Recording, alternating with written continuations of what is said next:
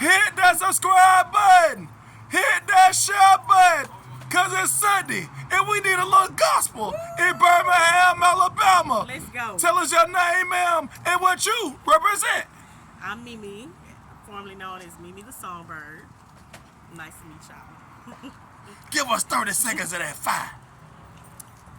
Our Father, you are holy.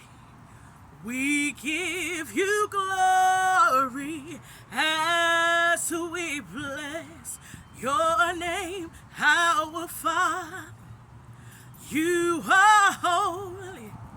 We give you glory as we bless your name.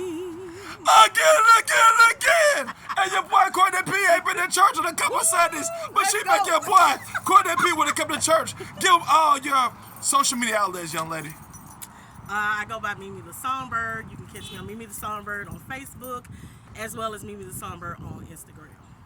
What about TikTok? Same thing on TikTok, yes. Follow me on TikTok as well. And so, this lady on TikTok, she really doing a thing in Birmingham, Alabama. She can sing. I know the preachers. If y'all want to holler at Courtney P first. Again.